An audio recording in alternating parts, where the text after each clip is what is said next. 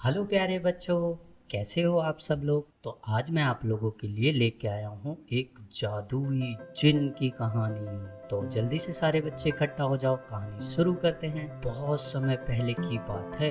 दूर पहाड़ियों में एक सुंदर सा प्यारा सा गांव था, जिस गांव का नाम नीलपुर था। और उस गांव में एक छोटा सा लड़का रहता था, जिसका नाम सिद्धांत था। सिद्धांत सिर्फ 9 साल का था, लेकिन बहुत ही होशियार, बहुत ही प्यारा और बहुत ही जिज्ञासु लड़का था। सिद्धांत एक छोटे से घर में अपनी माँ के साथ रहता था, लेकिन उसकी माँ अक्सर बीमार रहा करती थी। इसलिए सिद्धांत अपने घर के सारे काम किया करता था। जैसे वो जंगल जाकर लकड़ियाँ लेकर आता था, घर में साफ सफाई करता था, खाना बनाता था और अपनी माँ की सेवा भी करता था। नीलपुर गांव नीलपुर गांव बहुत ही शांत था, लेकिन सिद्धांत अक्सर कभी खेतों में, जंगलों में और पुराने खंडरों में घूमता रहता था, क्योंकि उसको ऐसी जगह जाना अच्छा लगता था। एक दिन जब सिद्धांत स्कूल से जल्दी घर आ गया, तब वहाँ पर हल्की हल्की बारिश हो रही थी और सिद्धांत को बारिश में खेलना बहुत अच्छा लगता था। सिद्धांत के घर के पास ही एक पुराना कुआं था। कुएं के पास पानी इकट्ठा हो जाता था और वहाँ पर वो अक्सर कागज की नाव बनाकर चलाया करता था। उसे ऐसा खेलना बहुत पसंद था। लेकिन तभी उसने कुएं के पास देखा तो थोड़ी सी मिट्टी धसी हुई थी। उत्सुकता के साथ सिद्धांत उस मिट्टी के पास गया। वहां से उसने झाड़ियां हटाई तो उस मिट्टी में से हल्की हल्की नीले कलर की रोशनी आ रही थी। सिद्धांत ने सोचा, ये क्या हो सकता है। फिर उसने धीरे धीरे मिट्टी हटाना स्टार्ट किया। कुछ ही देर बाद उस मिट्टी में से एक जंग लगा पुराना सा लकड़ी का चमकता हुआ बॉक्स निकला। उस बॉक्स पर अजीब अजीब आकृतियां बनी हुई थी और उस बॉक्स के बीच में एक छोटा सा ताला भी लगा हुआ था। सिद्धांत इस बॉक्स को लेकर घर आ गया और उसने अपने पिताजी की पुरानी अलमारियों में से चाबियों का गुच्छा निकाला और फिर जादुई बॉक्स के ताले को खोलने की कोशिश करने लग गया। बहुत देर बाद कोशिश करने के बाद वो बॉक्स खुल गया और जैसे ही उस बॉक्स का ताला खुला, एक चमकदार नीले कलर की रोशनी पूरे कमरे में फैल गई। सिद्धांत को थोड़ा सा डर लगा तो वो पीछे हट गया और फिर उस बॉक्स में से एक नीले धुएं का गुब्बार निकला और एक जिन प्रकट हो गया। तभी चीनी गूंजती आवाज में बोला, मैं चीनी जादूगर हूँ। तुमने मुझे आजाद किया है, तो मैं तुम्हारी 3 इच्छाएं पूरी करूंगा। सिद्धांत ने हल्का डरते डरते चौंकी हुई आंखों से चीनी को देखा और सिद्धांत ने थोड़ी हिम्मत जुटाकर चीनी से कहा, सच? क्या तुम सच में मेरी 3 इच्छाएं पूरी कर सकते हो? चीनी ने हंसते हुए कहा, हाँ, मैं तुम्हारी 3 इच्छाएं पूरी कर सकता हूँ, लेकिन अपनी 3 इच्छाएं बहुत ही सोच समझ कर मांगना, क्योंकि तुम्हारे पास सिर्फ 3 ही मौके हैं। सिद्धांत के दिमाग में सबसे पहला ख्याल उसकी माँ का आया।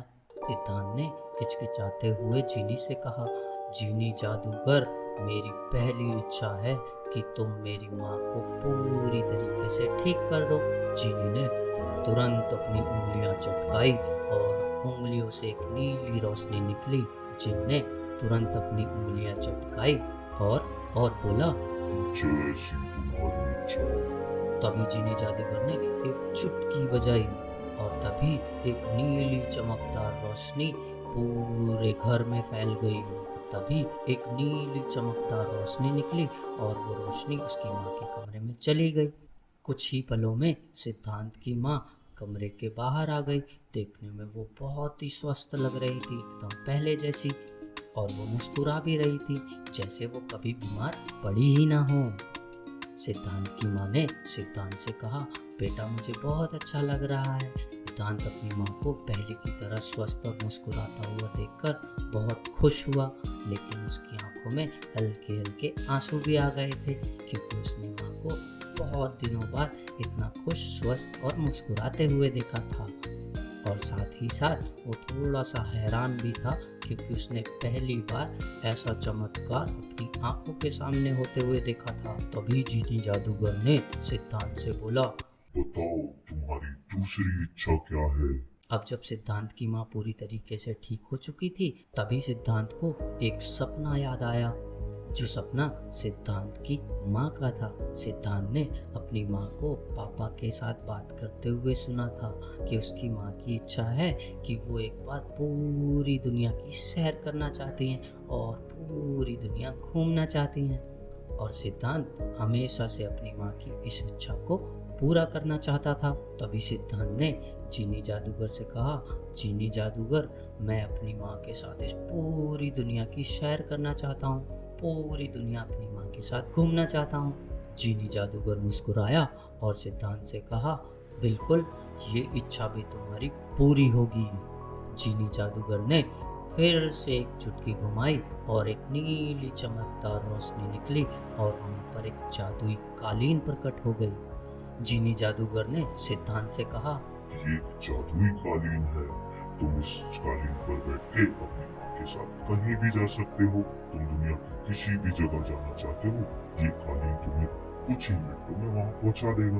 और साथ ही साथ इस कालीन से तुम जो भी मांगोगे, जैसे खाना, पानी, कुछ सामान, खेल खिलौने, तुम जो भी इस कालीन से मांगोगे, ये कालीन तुम्हें लाके दे देगा।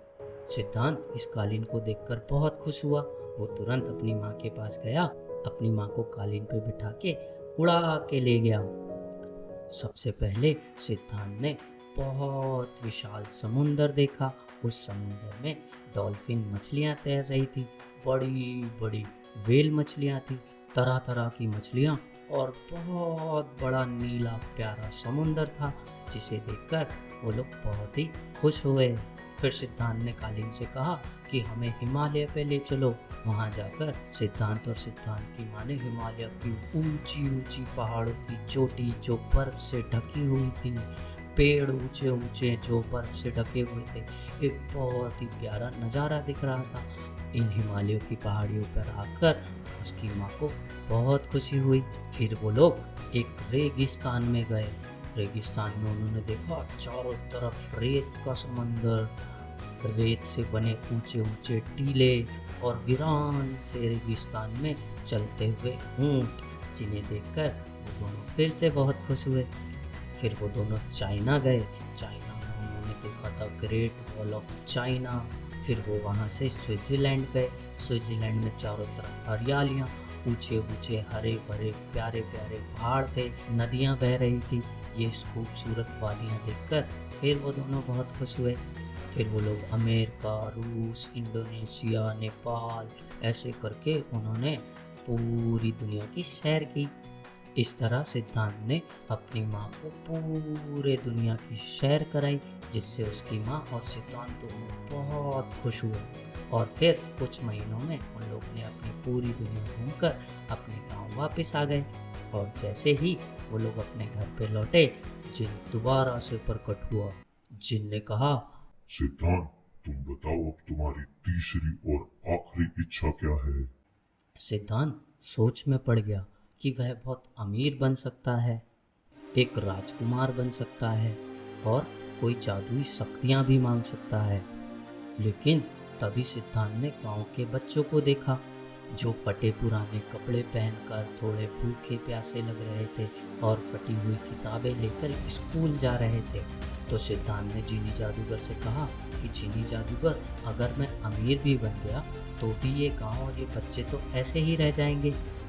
तभी सिद्धांत ने अपनी तीसरी इच्छा जाहिर की कि हे जीनी जादूगर, मेरी तीसरी और आखिरी इच्छा है कि मेरे नीलपुर गांव में हर एक बच्चे को अच्छी से अच्छी शिक्षा मिले, अच्छे से अच्छा खाना मिले, खेल कूद, कपड़े, और वो लोग बहुत अच्छे से रहें और उन्हें सारी सुविधाएं मिले, वो भी हमेशा के लिए। जीनी जादूगर मुस्कुराया और उसकी आंखों में गर्व नजर आ रहा। जीनी जादूगर ने सिद्धांत से कहा, सिद्धांत, ये तुम्हारी सबसे सुंदर और प्यारी इच्छा है। जीनी जादूगर ने एक बार फिर से चुटकी बजाई और पूरे गांव में नीली चमकदार रोशनी फैल गई। और कुछ ही पल में गांव में एक सुंदर सा स्कूल बन गया। गांव के सभी बच्चों के घर थोड़े अच्छे बन गए, एक बड़ी लाइब्रेरी बन गई, एक खेलकूद का मैदान बन गया, एक बड़ा हॉस्पिटल बन गया और गांव के सभी घर बहुत अच्छे से बन गए। ये सब देखकर सिद्धांत और पूरे गांव के बच्चे और बड़े सब लोग बहुत खुश हुए। तभी 3 इच्छाओं के बाद जीनी जादूगर की चमक फीकी पड़ने लग गई। जीनी जादूगर ने कहा कि अब मेरा समय पूरा हुआ, अब मैं आजाद होने जा रहा हूँ और तुम्हारी इन इच्छाओं की वजह से मैं तुम्हें सिद्धांत हमेशा याद रखूंगा। जीनी जादूगर ने एक नीली चमकदार रोशनी छोड़ी और उसी चमकदार रोशनी में जीनी जादूगर और वो जादुई बॉक्स दोनों गायब हो गए। अब इतना सब कुछ होने के बाद सिद्धांत न केवल गांव का हीरो बन गया, बल्कि अपने अच्छे दिल के कारण वो पूरे गांव का चहीता बच्चा भी बन गया। सब उसे बहुत प्यार करने लगे। तो प्यारे बच्चों, इस कहानी से हमें क्या सीख मिलती है? तो इस कहानी से हमें ये सीख मिलती है कि सच्चा जादू इच्छा में नहीं, बल्कि उस इच्छा के पीछे छुपे हुए अच्छी भावनाओं में होती है। और इस दुनिया की सबसे बड़ी ताकत है दूसरे लोगों का भला सोचना। तो प्यारे बच्चों, ये कहानी आप लोगों को कैसी लगी कमेंट बॉक्स में ज़रूर बताना। और मिलते हैं इसी किसी नेक्स्ट कहानी के साथ। अच्छे से पढ़ाई करो और अपने माता पिता की सेवा करो। बाय बाय बच्चों।